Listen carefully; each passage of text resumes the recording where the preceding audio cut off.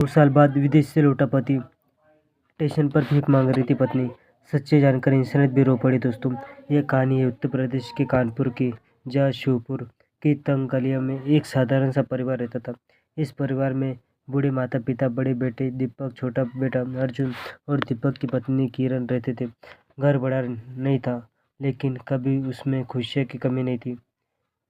पिता दिन भर मेहनत करते थे और माँ घर संभालती थी। दोनों बेटे को उन्होंने बड़ी मुश्किल से पढ़ाया लिखाया था, लेकिन वक्त के साथ सब कुछ बदलने लगा। दीपक की शादी के बाद घर में नई बहू किरण आई। शुरुआत में वो बहुत मीठी बोलती थी, सबका ख्याल रखती थी, लेकिन धीरे धीरे उसका असली स्वभाव सामने आने लगा। वो घर के हर फैसले में दखल देने लगी।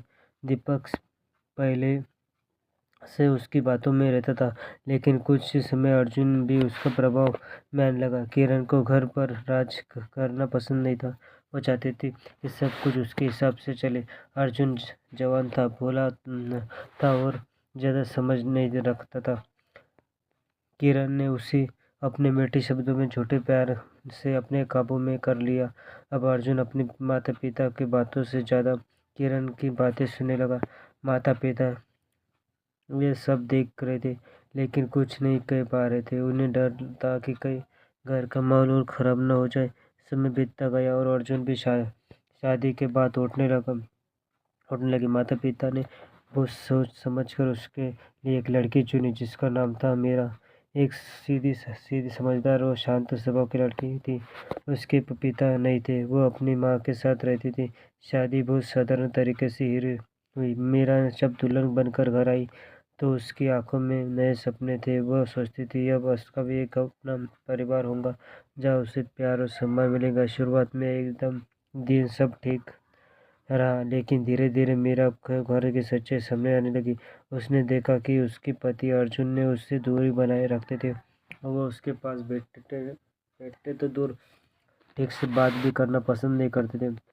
वो दूसरी की तरफ अर्जुन ज़्यादातर समय अपने भाभी किरण के साथ रहता था। दोनों की नज़दीकी देखकर मीरा को मन में सवाल उठने लगा। एक रात मीरा चुपचाप बैठी सोच रही थी कि उसने खुद से पूछा, क्या ये शादी होती थी? क्या हर लड़की ऐसा जीवन मिलता था? लेकिन उसने हार नहीं मानी। मीरा ने सोचा कि शायद वक्त के साथ सब कुछ ठीक हो जाएगा। उसने अर्जुन को समझाने की कोशिश की। एक दिन जब अर्जुन अकेला था तो मीरा ने धीरे से कहा कि अर्जुन, तुम ऐसा क्यों कर रहे हो? मैं तुम्हारी पत्नी हूँ। क्या मुझे थोड़ा सा भी अधिकार नहीं है कि तुम मेरे साथ समय बिता सको? अर्जुन को ये बात पसंद नहीं आई। वो गुस्से में बोला, तुम मुझे सिखाओगी मुझे क्या करना है? जो चल रहा है उसी वैसे चलने दो, वरना अच्छा नहीं होगा। यह सुनकर मीरा चुप हो गई। उसकी आंखों में आंसू थे, लेकिन उसने कुछ नहीं कहा। दिन बीतते गए, लेकिन हालत नहीं बदली। फिर अर्जुन ने अब पूरी तरह किरण के कहने पर चलता था। किरण जानबूझकर मीरा और अर्जुन के बीच दीवार बन गई। वो हर बार मीरा को अलग करने का कोई ना कोई बहाना ढूंढ लेती थी। कई बार ऐसा होता था कि अर्जुन कई कई दिनों तक मीरा से बात नहीं करता था। मीरा अंदर ही अंदर टूट रहती थी, लेकिन फिर भी उसने उम्मीद नहीं छोड़ी। एक दिन मीरा ने हिम्मत करके फिर से अर्जुन को समझाने की कोशिश की। उसने कहा कि देखो अर्जुन, जो तुम कर रहे वो गलत है। तुम्हें अपने रिश्ते को थोड़ा तोड़ रहे हो। इस बारे में अर्जुन ने ज़्यादा भड़क गया। उसने गुस्से से कहा कि अगर तुमने दोबारा ऐसी बात की, मुझसे बुरा कोई नहीं होगा। चुपचाप रहो और जैसे चल रहा है वैसे चलने दो। अब मीरा पूरी तरह टूट चुकी थी। उसने सोचा कि शायद कुछ समय के लिए दूर हो जाना सही रहेगा। शायद उसके जाने से अर्जुन को उसकी अहमियत समझ आ जाए। अगले ही दिन उसने अपने चचेरे भाई को बुलाकर मायके जाने का फैसला कर लिया। जाते समय उसने एक बार पीछे मुड़कर देखा, शायद अर्जुन उसे रोक ले, लेकिन अर्जुन के एक बार भी उसे नहीं रोका। मीरा को दिल वही टूट गया जैसे ही मीरा घर से गई। किरण के चेहरे चेहरे पर अजीब सी मुस्कान आ गई थी। उसे वही चाहिए था जो अब हो चुका था। अब घर में कोई नहीं था जो उसकी चालों के बीच आए। किरण ने उसी शाम अर्जुन को अपने पास बुलाया और कहा कि देखो अर्जुन, अब तुम्हारी पत्नी तो चली गई, अब हमें अपने बारे में सोचना चाहिए। अर्जुन ने पूछा, क्या मतलब? किरण ने धीरे से कहा कि तुम विदेश क्यों नहीं चले जाते? वहाँ बहुत पैसे मिलता है, तुम पैसे कमाओगे और यह सब कुछ हम संभाल लेते। सब जब तुम वापस आओगे तो तब नई जिंदगी शुरू करेंगे। अर्जुन पहले थोड़ा हिचकिचाया, लेकिन किरण की बातों में वो पूरी तरह फंस चुका था। उसने बिना ज़्यादा सोचे समझ हामी भर दी। कुछ ही दिनों में अर्जुन ने विदेश जाने की तैयारी शुरू की। उसके माता पिता को लगा कि बेटा आगे बढ़ रहा है, तो इसलिए उन्होंने भी उसे रोका नहीं। लेकिन उन्हें क्या पता था कि यह फैसला उनके जीवन की सबसे बड़ी गलती बनने वाला है। अर्जुन ने घर की जिम्मेदारी अपने बड़े भाई और भाभी को सौंप दी, और एक दिन वह शहर छोड़कर विदेश के लिए रवाना हो गया। घर के आंगन में खड़े उसके माता पिता उसके जाते हुए देख रहे थे। उनकी आंखों में उम्मीद थी कि उनका बेटा एक दिन बहुत कुछ हासिल करके लौटेगा, लेकिन उन्हें ये नहीं पता था कि उन्होंने जाने के बाद उनके साथ क्या होने वाला है। अर्जुन के जाने के बाद घर में सन्नाटा छा गया, और उसी सन्नाटे में धीरे धीरे एक खतरनाक खेल शुरू होने लगा, क्योंकि अर्जुन के विदेश जाते ही घर का माहौल पूरी तरह बदल गया।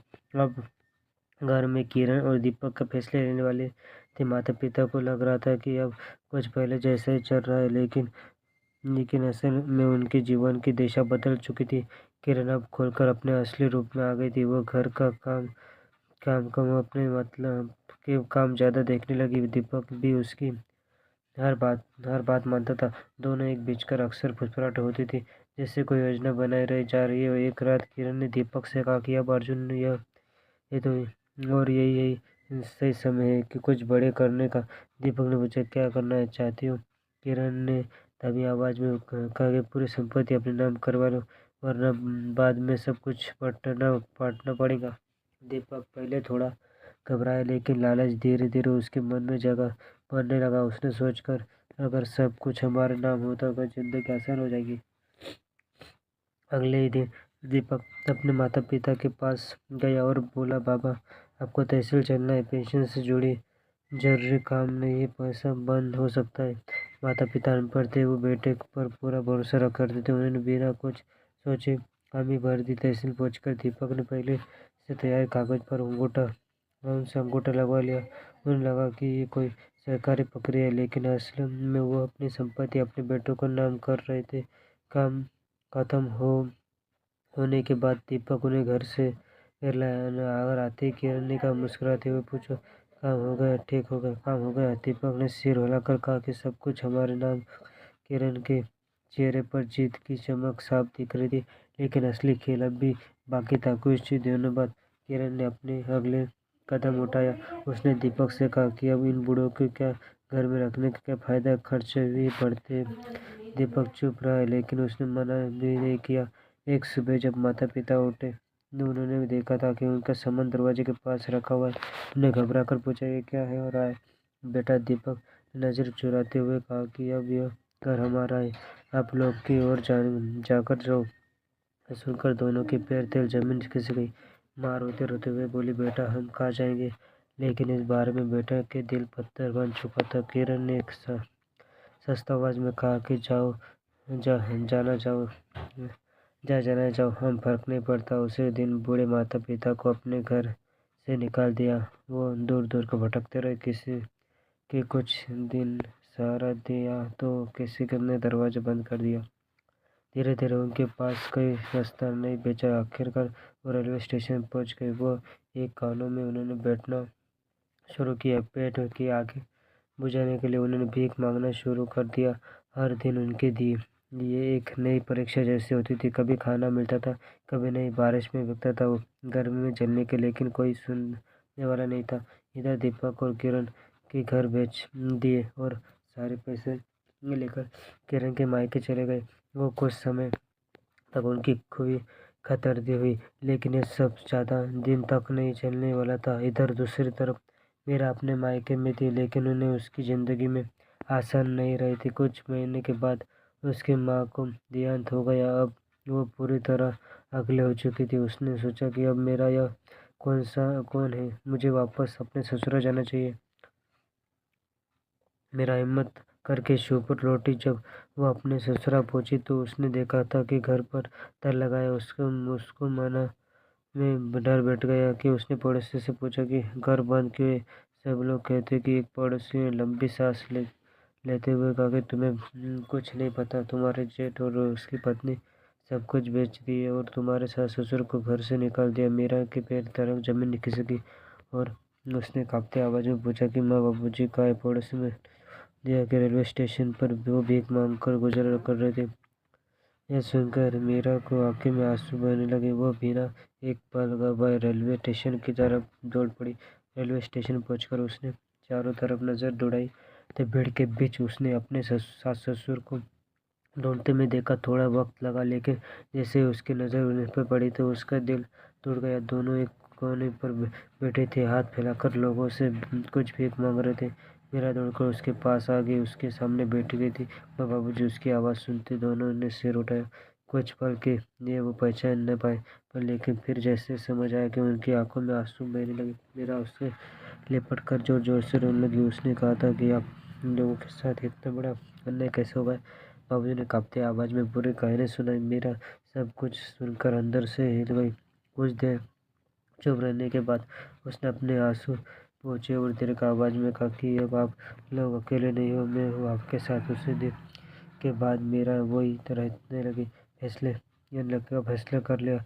वो अपने ससुर को साथ उसी स्टेशन पर रहने लगी। दिन में वो छोटी मोटी चीज बेचती थी, कभी कभी भीख मांगती भी रहती, लेकिन अपने सास ससुर को भी भूखा नहीं सोने देती थी। समय धीरे धीरे बीतता गया। उसी बीच अर्जुन के लौटने का समय भी करीब आ रहा था। 2 साल का लंबा समय जैसे तैसे बीत गया। अर्जुन विदेश में दिन रात मेहनत कर रहा था। वह उसने लगा कि अपना घर की सच्चाई पता नहीं थी। वो अपने माता पिता की हालत को आ जाता। वो बस ये सोचता था कि उसके पीछे सब कुछ ठीक चल रहा है। कोई बार उसने अपने बड़े भाई दीपक को फोन करने की कोशिश की, लेकिन नंबर बंद मिलता। उसे लगा कि शायद नेटवर्क की समस्या होंगी, काम में व्यस्त होऊंगा। उसने ज़्यादा ध्यान नहीं दिया। आखिर वो दिन आ गया जब अर्जुन ने अपने शहर श्योपुर लौट रहा था। उसने मन की खुशी थी और तब वो सोच रहा था कि अपने माता पिता से मिलने की नई शुरुआत करेंगे और शायद अपनी पत्नी मीरा को भी वापस ले आएगा। जैसा भी वो घर पहुंचा, उसके कदम वहीं रुक गए। घर के दरवाजे पर ताला लटका हुआ था। उसको दिल धड़कने लगा। उसके तुरंत पड़ोसी से पूछा कि ये क्या हुआ, घर बंद क्यों है। पड़ोसी ने जब बताया कि उसने सुनकर अर्जुन को पैर जमीन खिसक गई। उसे पता चला कि उसके भाई और भाभी ने सब कुछ बेच दिया और उसके माता पिता घर से निकाल दिया। अर्जुन कुछ पल के लिए वही खड़ा रहेगा। यह यकीन नहीं था कि उसके पीछे इतना बड़ा सब कुछ हो गया। उसकी आंखों में आंसू आ गए। उसने कांपती आवाज में पूछा कि माँ बाबूजी कहाँ है। एक पड़ोसी ने धीरे धीरे रेलवे स्टेशन पर वही बारी हो गई। वह धीरे धीरे रेलवे स्टेशन की तरफ बढ़ने लगा। हर कदम के साथ उसके दिल की धड़कन तेज हो रही थी। उसके मन में धीरे धीरे रेलवे स्टेशन की तरफ बढ़ने लगा। हर कदम के साथ उसके दिल की धड़कन तेज हो रही थी। उसके मन में डर था कि पछतावा और एक अनजान सा डर था। जैसे ही वो स्टेशन पहुंचा, वो की भीड़ में उसे अपने माता पिता के ढूंढने शुरू कर दिया। कुछ देर बाद उसकी नजर एक खानों में बैठी हुई बूढ़ी परछाई पर पड़ी। वो धीरे धीरे उसके पास गया। उसके सामने खड़े होते थे उनके माता पिता ने हाथ फैला दिया। उन्हें साहब कुछ खाने के लिए दे दीजिए, कई दिन उससे भूखे। यह सुनकर अर्जुन से अंदाज जैसे सब कुछ टूट गया। उनके कांपते हुए हाथों ने अपने माता पिता के हाथ पकड़कर वो बोला कि बाबू, मैं आपका। अर्जुन दोनों के जैसे ही उसके चेहरे देखकर उनकी आंखों फैल गई। अगले पल तीनों एक दूसरे को लिपट कर जोर से रोने लगे। अर्जुन की आंखों में आंसू रुक नहीं थे। उसने अपनी गलती का एहसास हो चुका था। तभी पीछे से एक आवाज आई। अर्जुन ने पीछे मुड़कर देखा तो मीरा उसके हाथों में कुछ सामान था। शायद वो बचकर लौट रही थी। जैसे ही उसने अर्जुन को देखा, वो दौड़कर उसके पास आई। उसने पैर गई और रोते हुए बोली, मुझे माफ कर मत, आपकी छोड़कर चली थी। अर्जुन ने तुरंत उसको उठाया और गले लगाया। उसने कहा कि मेरा गलती मेरी थी। तुम जो किया सही किया, गलत था। चारों लोग वही स्टेशन पर खड़े होकर रहे थे। उसके पल में न शिकायत की, कोई गुस्सा, बस दर्द था और उसने दूसरे के लिए प्यार। कुछ देर बाद अर्जुन ने खुद को संभाला और कहा कि अब सब कुछ ठीक होगा, मैं आप सबको यहाँ से ले जाऊंगा। उसने उसी दिन पास के सब्जी मंडी के पास एक छोटा सा कमरा किराए पर लिया। जो पैसे वो विदेश से लाया था, उसने जरूरी सामान खरीदे। अब एक नई शुरुआत होने वाली थी। अर्जुन ने अगले दिन से काम ढूंढना शुरू किया। उसी मंडी में रोज उठा कर का काम मिल रहा था। वो सुबह से शाम तक मेहनत करता था ताकि उसके घर खर्चे चढ़ चुके। मेरा भी खाली नहीं बैठी थी, उसने भी कुछ काम करना शुरू किया। हम दोनों मिलकर सब कुछ ठीक कर लेंगे। धीरे धीरे जिंदगी पटराने लगी थी। एक दिन मीरा ने अर्जुन से कहा कि क्योंकि हम एक छोटी सी सब्जी की दुकान शुरू करें, में सामान लूंगी, थोड़ा आमदनी बढ़ जाएगी। अर्जुन ने ये बात अपने माता पिता से पूछी। उन्होंने भी हामी भर दी। अर्जुन ने कुछ पैसे जोड़कर मीरा को लिए एक छोटी सी दुकान लगवा दी। मीरा ने सुबह सुबह मंडी से सब्जी लाती थी और दिन भर बेचती थी। उसके सास ससुर भी कभी कभी दुकान पर बैठ जाते थे। उनकी मेहनत रंग लाने लगी। थोड़े थोड़े पैसे बचने लगे। कुछ समय बाद अर्जुन ने एक बड़ा कदम उठाया। उसने मंडी में अपनी खुद की आदत खोल दी। अब उसकी आमदनी पहले से ज़्यादा हो गई थी। दिन बदल रहे थे, हालत में सुधार हो रही थी और को टूटा परिवार फिर से खड़ा हो रहा था। उसकी उधर दूसरी तरफ और किरण की जिंदगी भी बदलने वाली थी। शुरुआत की दीपक और किरण अपनी नई जिंदगी से बेहद खुश थे। ससुराल में उन्हें इज्जत मिलती थी, पैसे थे और किसी चीज़ की कमी नहीं थी। किरण के मायके वाले उन्हें सिर पर आंखों पर बैठा कर रखते थे क्योंकि उनके पास पैसा खर्च करने था।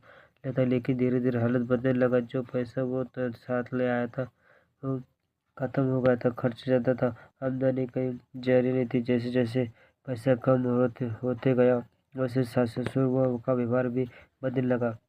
अब उन्हें पहले जैसी इज्जत नहीं मिलती थी। एक दिन किरण के पिता ने साफ शब्दों में कहा कि अब तुम लोग कब तक रह गए अपने पैर पर खड़े होने से। यह सुनकर दोनों ने चुप हो गए। कुछ ही दिन बाद हालत इतनी खराब हो गई कि उन्हें घर से बाहर निकाल दिया। अब उनके पास था ना घर ना कोई सहारा। दोनों दर दर भटकने लगे। भूख और मजबूरी उन्हें तोड़ कर रख दिया। अब उन्हें अपनी गलती का एहसास होने लगा कि दीपक अक्सर बैठकर सोचता था जिसे माँ बाप ने हमें पाला, हमने उन्हें के घर से निकाल दिया। किरण अब शांत रहने लगी और उनके पास कोई जवाब नहीं था। एक दिन भटकते भटकते दोनों उसे सब्जी मंडी में पहुंच गए। उसने अर्जुन काम कर रहा था। वो उसने देखकर एक बड़ी आदत पर कोई मजदूर काम रहे थे। उस आदत कोई और नहीं बिल्कुल अर्जुन ने यकीन न था कि जिस चीज़ उन्होंने अंदर बर्दाश्त किया था वो अब आज इतना आगे बढ़ चुका है कि थोड़ी दूर तक उसूल के माता पिता खड़े थे। यह जो पहले से बेहतर हालत में दिख रहा था। मेरा भी वो मजदूर था जो दुकान लिए सब्जी लेने आई थी। पूरे परिवार के आवाज सामना हो गया था। दीपक ने किरण के कदम कांपने लगे। वो धीरे धीरे अर्जुन के पास गई और बिना कुछ कहे उसके पैर में गिर पड़ी। दीपक रोते हुए बोला कि भाई हमसे बड़ी गलती हुई, हमें माफ़ कर दो। किरण भी रोते हुए बोले कि हमें लालच में आकर सब कुछ बर्बाद कर दिया। अर्जुन ने कुछ पल के लिए चुप न रहा। उसके चेहरे पर शांति थी। उसने उन्हें उठाया नहीं, बस शांत खड़े रहो। फिर भी वो बिना कुछ बोले वो आगे बढ़ने लगा। दीपक और किरण घबरा कर उसके पीछे गए। उसे ऐसे बार बार माता पिता के पैर पर में गिर पड़े। अब हमसे माफ़ कर दो, हमें बहुत बड़ी गलती की। आंखें में आंसू आ गए। पिता ने गहरी सांस ली। अर्जुन की आंखें गलती इंसान से होती है, अगर आवाज हमें माफ नहीं करेंगे तो यह कहा जाएगा। अर्जुन ने रोका। उसके मन में गुस्सा था कि वो दर्द भी, लेकिन अपने पिता की बात वो कभी नहीं टाल नहीं सकता था। कुछ पल सोचने के बाद उसने गहरी सांस और ली। कहा ठीक है बाबा, जैसे आप कहीं वैसे। सुनते दीपक ने किरण फुटफुट कर रोने लगी। अर्जुन ने कहा कि उल्टा तो मैं सब कुछ वापस नहीं दे सकता, लेकिन एक मौका जरूर दे सकता हूँ। कुछ ही दिन अर्जुन ने उनके लिए एक छोटी सब्जी की दुकान लगाई थी। उस बार दीपक थी और किरण ने अपनी गलती का सीख थी। वो पूरी मेहनत की, ईमानदारी से काम करने लगा था। धीरे धीरे हालत भी सुधर लगी। उन्होंने अपने दम पर एक छोटा सा घर लिया और उस घर में लालच नहीं थी क्योंकि समझदारी थी, मेहनत थी। उधर अर्जुन का परिवार था, खुशहाल चेहरा था। माता पिता सबने सुमन के साथ आए थे और मीरा के साथ अर्जुन के रिश्ते पहले से कई ज़्यादा मजबूत हो चुके थे। त्योहार आता था, पूरा परिवार एक साथ बैठा था, हंसता था, खुशियाँ बैठा था। बीत हुए दर्द ने बहुत कुछ सिखा दिया था। अब कोई भी रिश्ता हल्का नहीं लिया जाता था।